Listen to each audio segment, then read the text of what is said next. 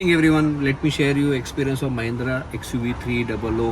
उसने हिल में कैसा परफॉर्म किया और उसने हाईवे में कैसा परफॉर्मेंस किया। हाईवे इन द सेंस मैंने 3670 किलोमीटर की जर्नी की है पिछले 10 दिन के अंदर में, जिसमें पहाड़ में भी मैंने 500 किलोमीटर किए, 500 नहीं 200 किलोमीटर अप एंड डाउन किया है, 250 किलोमीटर किया है मेनली पहाड़ में।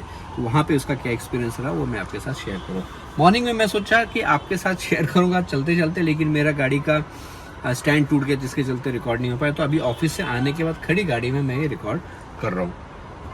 तो अगर मैं आपको अपना एक्सपीरियंस बताऊँ इसका, तो फर्स्ट एक्सपीरियंस तो मेरा यही रहेगा कि जो मेरी जर्नी रही 3670 किलोमीटर की, इट वाज ऑसम। और हाईवे में जो कहते हैं ना, जो स्पीड का अंदाज़ा नहीं लगा, अंदर बैठे कुछ पता नहीं चलता, और गाड़ी was very very smooth, I would say very very smooth. और पहले भी मैं बोल चुका हूँ 80 90 100 110 तो आराम से निकल जाती, कोई दिक्कत होती नहीं है उसमें। इसके अलावा जो कंट्रोल था गाड़ी का, कंट्रोल इज़ एब्सोल्युटली फाइन। आप जब मैं हाईवे में चला रहा था, एंड आपको पता है कि आजकल हाईवे में क्या हो जाता है कि जो लेन है उस लेन ड्राइविंग अगर आप करने जाओ तो वहाँ पे ट्रक चलते हैं, तो आपको कभी ऐसे ऐसे जाना पड़ता है। तो जब भी जिगजैग हम कर रहे थे तो जिगजैग में गाड़ी इज़ कम्प्लीटली कंट्रोल, और उसमें एक ऑप्शन भी है जिगजैग वाला, जिसको अगर आप प्रेस करके रखते हैं तो गाड़ी काफ़ी आपकी कंट्रोल में रहती है।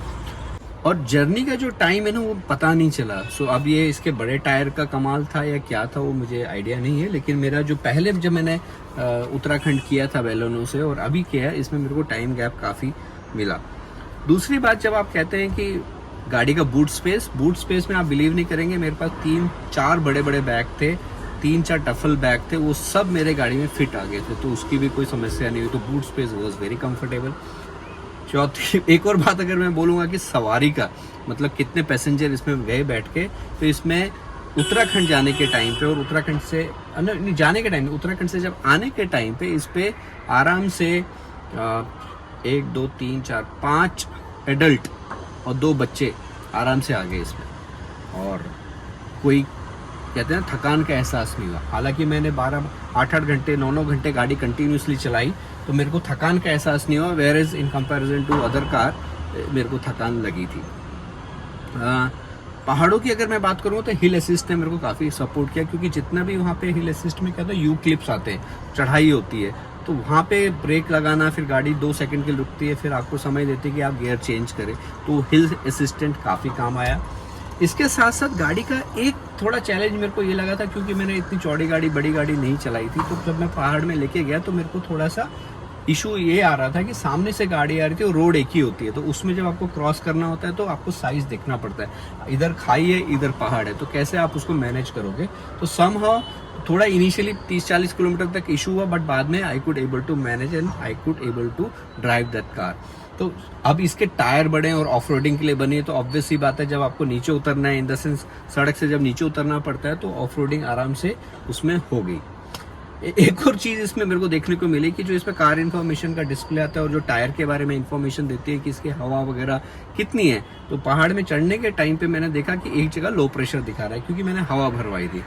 बाद में मुझे टेंशन हो कि लो प्रेशर का मतलब होता है पंचर, बट ऐसा नहीं था। जैसे ही मैंने हवा भराई वो ओके सीन आ गया, लेकिन स्टिल मैंने पंचर को चेक कराया कि पहाड़ में जा रहे कहीं इशू ना हो जाए। गए फिर वहाँ पे जैसे निकलने के, तो फिर मैं देख रहा हूँ लो प्रेशर मेरा स्टेपनी का दिखा रहा है, तो लो प्रेशर स्टेपनी का दिखा रहा था। I could able to gauge कि जब चारों टायरों में अगर 32 हवा रखी है और अगर मैं किसी में भी 31 हो जाती है तो लो प्रेशर दिखाता है। तो ये होगा, अगर आप गाड़ी चला रहे हैं तो आपको पैनिक होने की ज़रूरत नहीं है, बट आप चेक ज़रूर करा सकते हैं, राइट। मोटी बात अगर की जाए, पेट्रोल गाड़ी है और पेट्रोल गाड़ी में एवरेज क्या दिया, हाईवे पे आप माने या ना माने, बट 17 से 18 का एवरेज मेरे को इसने दिया है हाईवे में, और पहाड़ में इसने मेरे को 14 से 15 का एवरेज दिया। So I think that was okay. मैं सिर्फ एक ही चीज़ कर रहा था कि जिस स्टेट में पेट्रोल कम था उसी स्टेट में जाके भरवा रहा था। हालांकि कुछ ऑब्वियसली महाराष्ट्र में ज़्यादा था, राजस्थान में ज़्यादा था, तो वहाँ मैंने कम तेल डलवाया, लेकिन आपका उत्तराखंड में, यूपी में, हरियाणा में वहाँ पे तेल कम था in comparison to other state, तो वहाँ पे मैंने तेल ज़रूर डलवाया गाड़ी में। तो वो एक मैंने कॉम्बिनेशन बैठाया ताकि मेरे को कॉस्ट कम लगे, लेकिन एवरेज की अगर बात करें तो मैंने आपको एवरेज बताई दी है। इसका जो शॉकर्स बोलो या सस्पेंशन बोलो ज़बरदस्त है, रोड में गड्ढों का पता नहीं चल रहा था, चाहे वो पहाड़ में चलाओ चाहे वो हाईवे में चलाओ, इट वॉज ऑसम। एक जगह तो ऐसी आई थी कि जहाँ पे गाड़ी जंप हुई थी और जंप पे सारे लोग उछल गए थे, लेकिन उछलने के बाद गाड़ी कंट्रोल में थी, तो वो कंट्रोल मैकेनिज्म आ जाता है। हालांकि इसमें 3 स्पोर्ट्स मोड दिए हैं, बट मैंने कंफर्टेबल मोड में चलाई, मैंने ना स्पोर्ट्स में चलाई ना आपका नॉर्मल मोड में चलाई। स्पीड की अगर मैं बात करूँ, जैसे ही 120 के ऊपर जाती है गाड़ी तो सिग्नल देना शुरू कर देती है, तो मैंने सिर्फ टेस्ट के लिए 120 के ऊपर स्पीड करी थी थोड़ी देर के लिए, बट वापस मैंने नीचे ले आया था कि चेक करने के लिए क्या होता है। 120 के ऊपर जैसे स्पीड जाएगा ये इसका ब्लिंक करना आपका शुरू कर देगा। अच्छा, और फिलहाल ओके, गाड़ी में अगर आप बैठे हो तो जैसे मैंने बोला आपको स्पीड का पता नहीं चलता है, कंफर्टेबल बहुत ज़्यादा है। और दूसरी बात रही इसकी रूफ टॉप की, तो रूफ टॉप का इस्तेमाल जो है ना वो ज़्यादा होता नहीं है, लेकिन जब मैंने अपने ब्रदर को गाड़ी दी थी तो उसने रूफ टॉप का इस्तेमाल किया पहाड़ों में, एंड देन मैंने भी उसको खोल दिया था, खोलने के बाद खिड़कियाँ खोल दी थी, एंड देन बाहर से जो धूप आ रही थी इट वॉज लुकिंग ऑसम। पहाड़ों में इसका अधिकतर इस्तेमाल कर सकते हो, रोड में हाईवेज में you can't do that, because जितनी स्पीड में गाड़ी रहती है कि हवा बहुत तेज चलती है। तो अल्टीमेटली अगर मैं बोलूँ, journey with Mahindra XUV 300 was awesome, and may be in future also I will be doing lot of journey with this car. Purpose of the car, I told you that safety is one of the factor, वो हमारे को इसमें दिखता है, comfortableness इसमें है, long drive आप करके जा सकते हो आराम से, कोई दिक्कत नहीं है। So I thought to share this detail with all of you. पहाड़ के लिए बोलो चाहे आपका हाईवे के लिए बोलो, बेस्ट कॉम्पैक्ट SUV कार है ये।